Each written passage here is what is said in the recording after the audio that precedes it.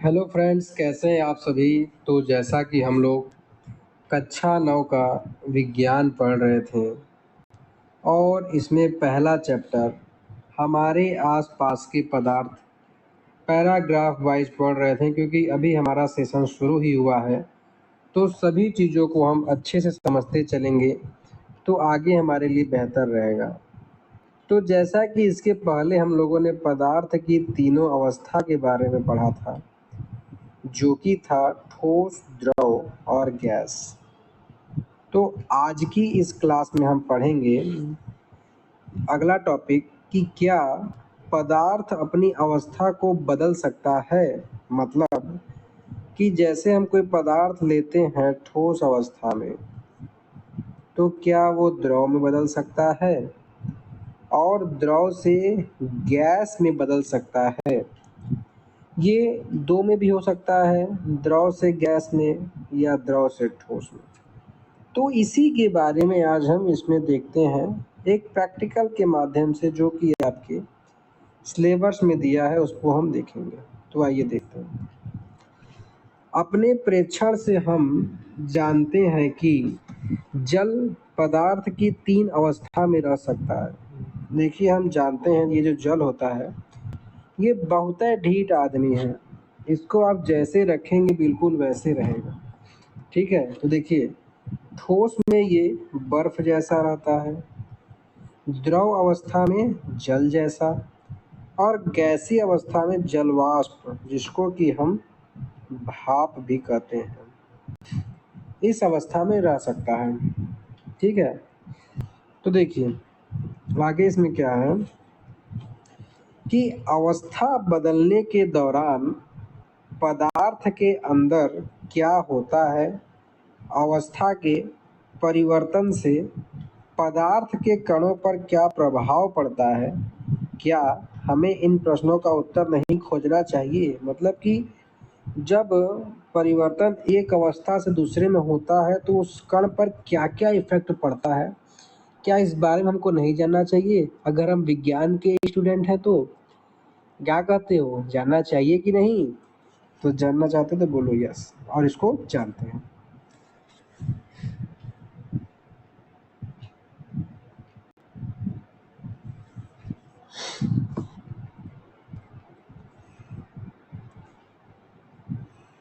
तो देखिए, सबसे पहले हम देखते हैं कि तापमान परिवर्तन का क्या प्रभाव पड़ता है। मतलब कि जब किसी पदार्थ में हम तापमान बढ़ाते हैं तो उस पर क्या प्रभाव पड़ता है, ये हम देखते हैं। तो देखिए, इसके लिए हम क्या करेंगे कि एक बीकर लेंगे। देखिए, बीकर कुछ होता नहीं, एक मग्घा समझिए, जिससे कि आप नहाते हैं। ठीक है, लेकिन साइंस पढ़ रहे हैं तो भाई उसको थोड़ा इज्जत देना पड़ेगा, तो इज्जत से उसको हम बीकर बोलेंगे। इसमें करेंगे क्या कि 150 ग्राम बर्फ का टुकड़ा लें और चित्र के अनुसार अपने प्रयोगशाला में प्रयुक्त थर्मामीटर को इस प्रकार लटका दें कि थर्मामीटर का बल्क बर्फ को छू रहा है। ठीक है, आइए मैं इसको बगल में दिए गए चित्र के माध्यम से समझा देता हूँ। तो देखिए, यही जो मग्घा है जिसमें कि हैंडल भी नहीं है, इसी को हम बीकर कहते हैं। इसमें हमने 150 ग्राम बर्फ लिया और बर्फ में क्या किया हमने, ये थर्मामीटर, ये जो आप देख रहे हैं, ये थर्मामीटर लटका दिया। जिस पॉइंट पे ये बर्फ को छू रहा है इसी को हम कहते हैं क्या, बल्ब। ठीक है, जो बल्ब को छू रहा हो ऐसा इसमें कहा गया है। चलिए भैया, हमने कर दिया। अब उसके बाद क्या करेंगे कि धीमी आंच पर बीकर को गर्म करना शुरू करें। मतलब कि इतना तामझाम करने के बाद अब बीकर को नीचे से हम बत्ती सुलगा देंगे। ये देखिए, सुलग रही है बत्ती बर्नर के सहायता से। इसको सुलगाने के बाद होगा क्या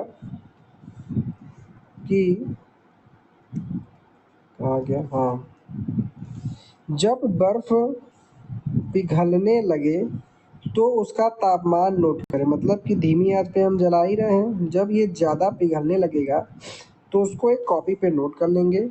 जब संपूर्ण बर्फ जल में परिवर्तित हो जाए तो पुनः तापमान नोट करेंगे। मतलब कि जब पानी में पिघलना बर्फ शुरू होने लगा उस समय का तापमान नोट करेंगे और जब पूरा हो जाए तब नोट करेंगे। फिर ठोस से द्रव अवस्था में होने वाले परिवर्तन में प्रेक्षण को नोट करेंगे। मतलब कि ठोस से द्रव अवस्था में ये ऐसा तो है नहीं कि मोबाइल का डिस्प्ले की बटन दाबे तो खट से आके दिखा दिया तो लॉक हो गया, ऐसा तो है नहीं। तो इसमें बीच में क्या क्या प्रक्रिया होती है उस सबको आप देखिएगा। अब बीकर में एक कांच की छड़ डालेंगे और हिलाते हुए गर्म करें जब तक जल उबलने ना लगे। मतलब कि इतना करने के बाद उसमें आप इस तरीके से एक कांच की छड़ डालिएगा, ठीक है, और उससे इस पानी को ऐसे ऐसे ऐसे मार हिलाइएगा और तब तक हिलाइएगा जब तक कि जल उबलने न लगे, ठीक है। फिर थर्मामीटर की माप पर बराबर नज़र रखेंगे जब तक कि अधिकतर जलवाष्प न बन जाए। मतलब उबलने के बाद जो हमने थर्मामीटर लगाया था जिसका कि बल्क बर्फ से छू रहा था उस पे नज़र रखेंगे जब तक कि अधिकतर जलवाष्प न बने, मतलब कि लगातार भाप न बने।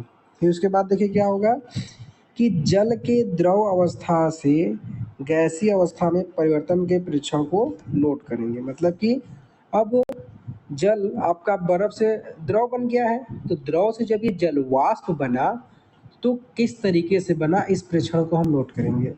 इसको आप घर में भी कर सकते हैं, इतना तामझाम नहीं है तो एक पतीला लीजिए, पतीले में बर्फ गर्म कीजिए, पहले वो द्रव बनेगा और द्रव बनने के बाद वो जलवाष्प बनेगा। देखिए इतना करने पर होगा क्या, ठोस के तापमान को बढ़ाने पर उसके कणों की गतिज ऊर्जा बढ़ जाती है। हीट दे रहे हैं भाई तो एनर्जी आएगा और ये एनर्जी गतिज ऊर्जा के फॉर्म में उसमें आएगी। गतिज ऊर्जा में वृद्धि होने के कारण कण अधिक तेजी से कंपन करते रहते हैं। ऊष्मा के द्वारा प्राप्त प्रदत्त की गई ऊर्जा कणों के बीच के आकर्षण बल को पार कर देती है। मतलब इतना ज़्यादा ऊर्जा उसको जब आ जाता है कि उनका आकर्षण बल से ज़्यादा हो जाता है, इस कारण कण अपने नियत स्थान को छोड़कर अधिक स्वतंत्र होकर गति करने लगती है। समझ रहे हैं आप, मतलब कि जैसे ये बर्फ का टुकड़ा था हमने गर्म किया तो इतना ज़्यादा दे दिया कि जिसके कारण ये आपस में जुड़े हुए थे उससे ज़्यादा ऊर्जा दे दिया तो ये भागने लगे था। अब मुझको तुमसे अच्छा आदमी मिल गया है, अब मैं तुम्हारे पास नहीं रहूँगा, इस तरीके का इनके अंदर आ जाता है। फिर एक अवस्था ऐसी आती है जब ठोस पिघलकर द्रव में परिवर्तित हो जाता है जिस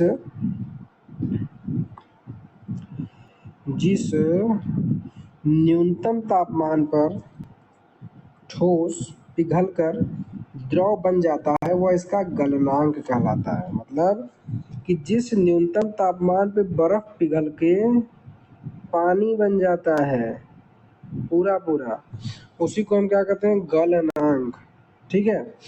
तो देखिए किसी ठोस का गलनांक उसके कणों के बीच के आकर्षण बल के सामर्थ्य को दर्शाता है। कणों के बीच के आकर्षण बल के सामर्थ्य मतलब कि जब उससे ज़्यादा आप इसको हीट देंगे तभी ना इनके बीच का आकर्षण टूटेगा। मतलब दो अच्छे दोस्तों के बीच अगर हमको दुश्मनी करानी है तो उनके दोस्ती से ज़्यादा ना बीज बोने पड़ेंगे, समझ रहे हैं कि नहीं। तो वही इसमें बताया गया है। तो देखिए बर्फ का जो ये गलनांक होता है वो 273.15 के होता है। इस के का मतलब देखिए होता है केल्विन।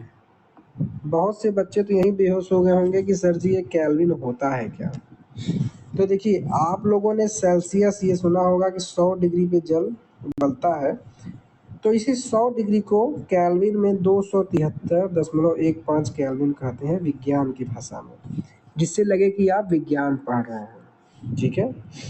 तो देखिए गलने की प्रक्रिया यानी ठोस से द्रव अवस्था में परिवर्तन को संगलन भी कहते हैं। क्या कहते हैं, संगलन भी कहते हैं। किसी ठोस के गलने की प्रक्रिया में तापमान समान रहता है, ऐसे में उसमें ऊर्जा कहाँ जाती है। मतलब मेरा कहने का मतलब है कि आपने बर्फ लिया और उसको आप गर्म कर रहे हैं तो गर्म करने के दौरान उसका लगातार तो चेंज होता नहीं, धीरे धीरे पानी बदलता है, लेकिन आग तो आप उसी रफ्तार से देते हैं।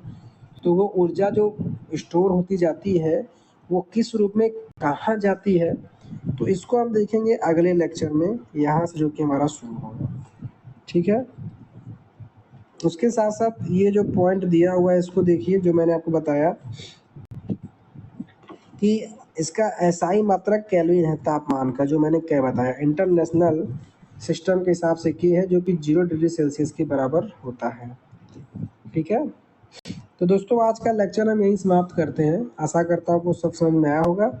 कहीं भी अगर कुछ दिक्कत होती है तो नीचे दिए गए नंबर पे आप कभी भी, चाहे अभी चाहे कभी भी पूछ सकते हैं। ऐसा नहीं है कि मैंने आज पढ़ाया तो आज ही भर का समय है। इतना अच्छे से मैं पढ़ा रहा हूँ, लेकिन आप वीडियो को कोई लाइक नहीं कर रहे हैं, शेयर नहीं कर रहे हैं, कोई बात नहीं, मैं भी देखता हूँ कब तक आप नहीं करते हैं। तो चलिए मिलते हैं नेक्स्ट वीडियो लेक्चर में। थैंक्स फॉर वॉचिंग, धन्यवाद।